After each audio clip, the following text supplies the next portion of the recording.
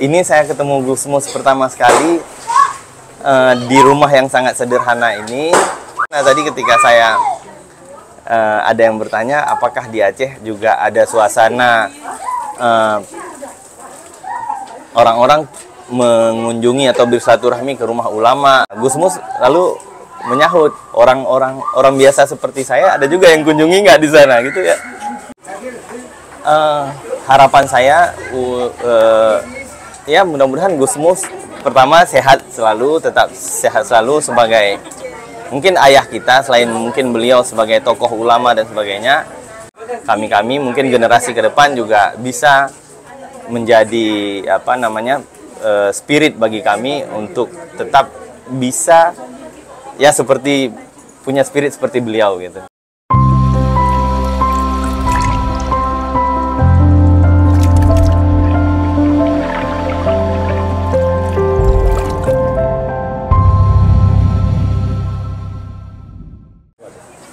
Oke, nama saya Fadlan, saya berasal dari Sabang, lahir di Sabang, kota yang ada di ujung Indonesia, yaitu di Aceh. Saat ini saya sedang mengambil studi di ISI Surakarta. Saya sedang mengambil doktoral di ISI Surakarta, jadi karena kebetulan dekat dengan tempat beradanya Gusmus, alhamdulillah hari ini saya bisa berjumpa dengan Gusmus secara langsung. Saya sangat berbahagia, mudah-mudahan nanti bisa datang lagi dan ya bisa bersama teman-teman yang lain kali datang kemari. Kesan ketemu Gusmus pertama sekali ya beliau sepertinya saya merasakan ya seperti ketemu dengan orang tua sendiri. Jadi saya rasa siapapun yang datang sini ya seperti mengunjungi orang, rasa feeling saya seperti wajah-wajah atau suasana kita mengunjungi ke rumah orang tua sendiri gitu. Dan beliau menyambutnya seperti beliau menyambut anak-anaknya yang jauh datang. Saya merasakan seperti itu. Dan saya rasa untuk saya juga begitu gitu. Sebenarnya saya untuk mengenal Gusmus secara bertemu baru kali ini secara langsung, tapi sebelumnya saya sebenarnya tahu Gusmus itu dari melihat video Gusmus yang sedang membaca puisi. Kalau tidak salah isi puisinya itu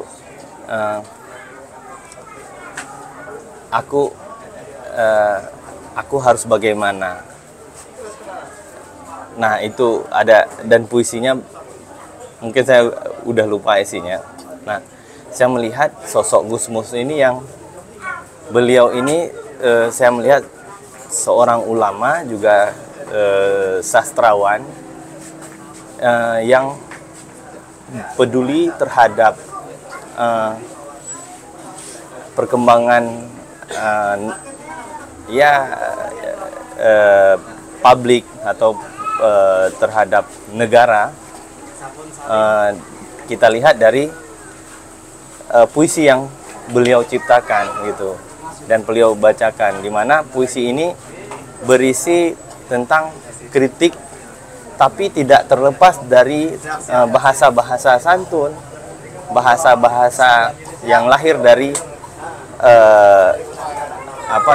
dari santri gitu, tapi juga tidak lepas dari ketegasan kritik tersebut. Jadi saya melihat sosok ulama yang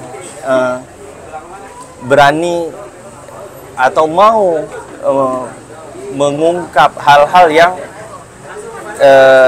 selama ini saya tahu itu mungkin tidak secara lugas keluar dari mungkin mulut atau dari ulama-ulama yang pada umumnya gitu.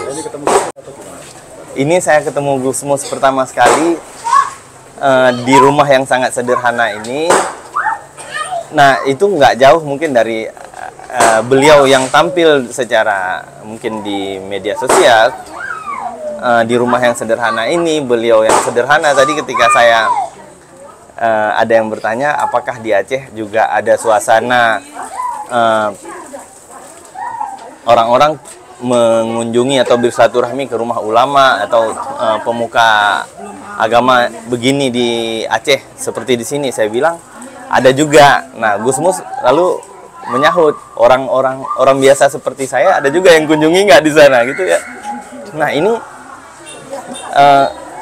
ya kalau sama dengan saya bercermin kepada diri saya, ya ini sama seperti mewakili diri saya juga. Saya juga senang dengan bahasa yang ya kita orang biasa, ketika ketemu dengan orang-orang mungkin yang kita tidak senangi atau yang kita senangi, ya biasa-biasa aja gitu. Kadang punya problematika dengan kita atau ada hal yang tidak baik misalnya, ya kita orang biasa ya harusnya menyikapi siapa saja dengan biasa-biasa saja gitu. Kesan-kesan pertama ketika